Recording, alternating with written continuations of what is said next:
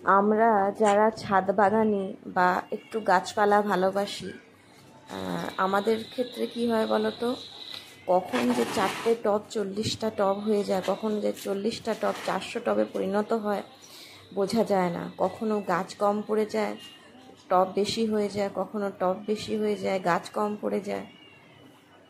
এইভাবে টব আর গাছ ব্যালেন্স করতে করতে এক গাদা গাছ হয়ে যায়, আর শেষকালটা মেনটেন করা যায় না।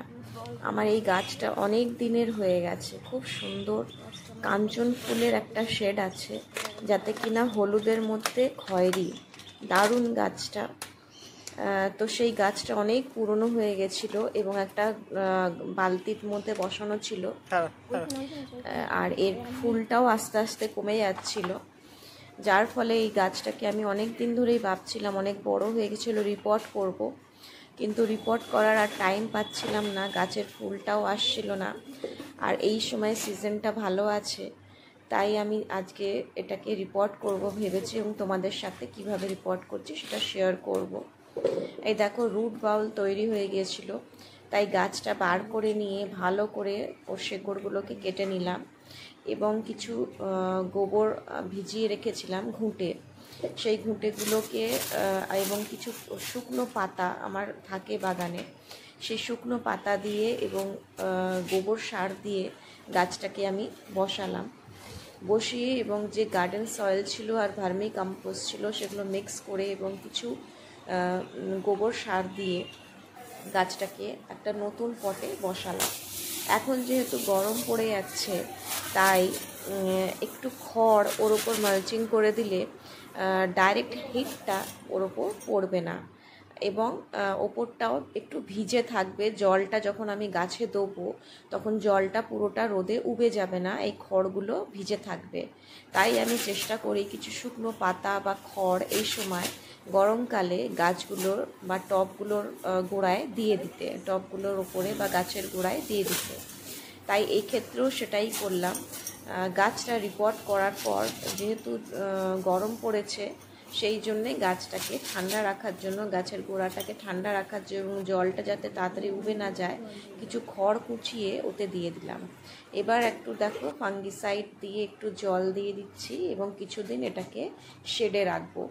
এই রকমই আমার অনেকগুলো গাছ রিপোর্টিং করার হয়ে গেছে। এই বেলফুল গাছটাও ফুলগুলো কমে আসছে, ছোট ছোট হয়ে যাচ্ছে। ভাবলাম আজকে তাই বেলফুল গাছটাকেও রিপোর্টিং করে নিই। ওমা, যখনই বার করলাম দেখছি প্রচুর ছোট ছোট পিঁপড়ে হয়েছে গাছটাতে ভর্তি, এবং 2-3টে ডাল কেটে আমি বসিয়েছিলাম, সেই ডাল থেকে সেই গাছগুলো একসাথে গোছা হয়ে আছে। তাই বালতি, এখন টব কেনা ছিল না বলে যে বালতিটাতে পুরনো গাছটা ছিল ওটাতেই কিছু মাটি এবং শুকনো পাতা দিয়ে আমি গাছটাকে রিপোর্টিং করলাম, এবং কিছু সার খোল দিয়ে সেটাকে গাছের পাতাগুলোকে একটু ছোট ছোট করে প্রুনিং করে দিচ্ছি, যাতে নতুন ডালপালা বেরোলে সেখান থেকে সুন্দর কুঁড়ি এবং ফুল ধরবে বেলফুল গাছটাতে। গরমের আগে এই গাছগুলো একটু পরিচর্যা করে দিলে সারা গরমটা এবং বর্ষাকাল অবধি খুব সুন্দর ফুল দেবে। তাই আজকে সময় বার করে এই রিপোর্টিংয়ের কাজগুলো কমপ্লিট করলাম। আরও বাগানে অনেকগুলো গাছ আছে, সেগুলোকেও রিপোর্টিং করার আছে, কিন্তু আজকে আর সময় হচ্ছে না। এই গোলাপ গাছটা আমি রিপোর্টিং করেছিলাম কিছুদিন আগে, সুন্দর ছোট ছোট কচি কচি পাতাও বেরোচ্ছে, 2-1টা ফুলও ধরেছিল, এবং কিছুদিন এগুলোকে সেমি সাইডে রেখে দেবো। আর এই জবা গাছটা দেখছো, এই জবা গাছটা আমি ডাল কেটে বসিয়েছিলাম, 1 বছর হয়ে গেছে, এবং ছোট্ট ডাল কাটাগুলোর মধ্যেই কত কুঁড়ি ধরে গেছে।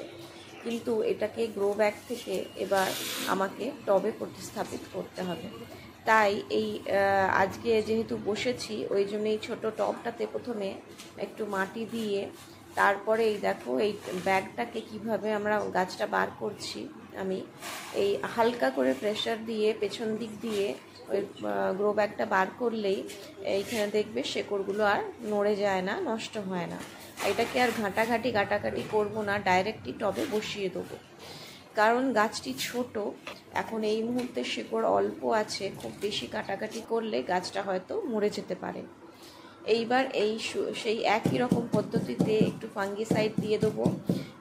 সাফ আমি এখানে ইউজ করছি, এবং তার সাথে কিছু শুকনো পাতা এবং গার্ডেন সয়েল এবং গোবর সার, যেটা কিনা আমি মেনলি ইউজ করি, সেগুলোই দিয়ে দেবো। এবং তার সাথে আমি এই ছোট ছোট যে কুঁড়িগুলো বেরিয়েছে বা পাতাগুলো আছে সেগুলোকে একটুখানি প্রুনিং করে দেবো। আর এই খড় দিয়ে এই গাছের গোড়াটাকে চাপা দিয়ে দেবো, যাতে গরমের সময় এর জলটা উবে না যায় এবং গোড়াটা এবং গাছের মাটিটা ঠান্ডা থাকে। আর কিছু পাতা যেগুলো এক্সট্রা আছে সেগুলো ছেঁটে দিচ্ছি। এখান থেকেই সুন্দর নতুন পাতা গজাবে এবং ফুল ধরবে। তো বন্ধুরা, তোমার আজকে এই ভিডিওটা কেমন লাগলো একটু জানাবে। তোমাদের কাছে আমি আজকে গার্ডেনের ব্লগটা শেয়ার করলাম। অনেক দিন ধরেই চেষ্টা করছি ব্লগ করব, গাছের পরিচর্যাগুলো আমি করি, কিন্তু সব সময় শ্যুট করা হয় না। তো আজকে মনে করলাম যে এই শ্যুটটা করে তোমাদের সঙ্গে ভিডিওটা আমি শেয়ার করি। আরও অনেক কাজ থাকে গার্ডেনে যেগুলো কিনা করা হয় না। আমি মেনলি কী করি, এই সময় তো পাতা ঝরার সময়, তাই আমি সমস্ত শুকনো পাতাগুলো এবং গাছের যেসব এগুলো বেরোয়, পাতাগুলো বেরোয় বা পুরনো মাটিগুলো থাকে, সেই সব কিছু কিন্তু আমি একটা বস্তার মধ্যে জড়ো করি। আর এই সময় যে শুকনো পাতাগুলো বস্তার মধ্যে জড়ো করে, গরম যেহেতু পড়েছে, পাতাগুলো খুব সুন্দর মচমচে হয়ে শুকনো খুব তাড়াতাড়ি শুকিয়ে যায়, যার ফলে খুব ভালো একটা কম্পোস্ট তৈরি হয়। এবং এই কম্পোস্টটা, পাতার সারটা খুবই কাজে লাগে আমার সারা বছর। আমি গার্ডেনেতে এবং আমার যে টব আছে সেই টবেতে আমি এই মাটিটাকে ইউজ করি। এই গার্ডেন সয়েলটা ভীষণ উপকারী গাছেদের পক্ষে। গাছেদেরকে রাসায়নিক সার বেশি প্রয়োগ করতে লাগে না। এই ডিকম্পোস্ট, এই দেখো পাতা সার যেগুলো থাকে, সেই পাতা সারগুলো আমি রোদে এখন একটা ব্যাগেতে রেখেছিলাম, এগুলো কিছুটা হয়ে এসছে, আর একটা বস্তাটা পুরো কমপ্লিট হয়ে গেছে। আর একটা বস্তায় এখনও পাতাগুলো আমি জড়ো করেছি, সেগুলো এখনও কিছুটা শুকনো হয়েছে, কিছুটা শুকনো হওয়া বাকি আছে।